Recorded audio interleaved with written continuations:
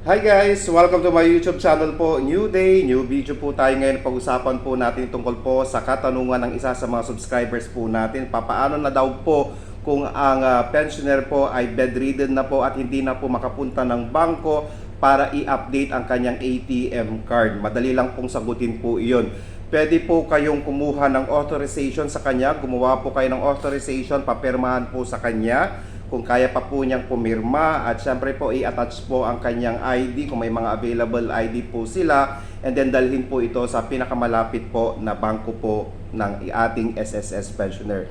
Kung wala naman po, pwede naman po natin siyang i-video, ayan po, habang ipakita po natin na buhay pa po ang of course ang ating pensioner na yan, at syempre po dahil nga sa kanyang kalagayan, hindi po siya makapunta sa bangko para po mag-update ng kanyang ATM card. Pwede rin po yun, kasi po may isa po kaming kasama dito po sa trabaho na ganun po ang ginawa nila, dahil nga po hindi po kaya ng kanyang ina na pumunta po sa bangko. Ang ginawa po niya ay nag-video po siya, binidyo po niya ang kanyang nanay.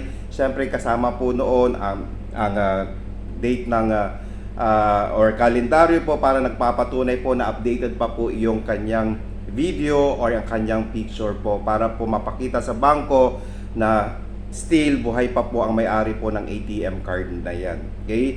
Ngayon, una po, pwede po i-video. Pangalawa po, authorization mula sa kanila kung kaya pa po nilang pumirma, at dalhin po ito sa bangko po para ma-update po ang kanilang ATM card na ginagamit sa kanilang pension po. Okay, sa ating subscriber po, nasagot na po ang inyong katanungan. Kung may mga tanong po kayo, please, pwede po kayo mag-comment po. Gagawin po natin, sasagutin natin hanggat kaya po natin yan. Okay, sana po wag po natin kalimutang mag-subscribe, like, and share para po sa ating mga videos po. Ayan guys, maraming salamat po and stay safe.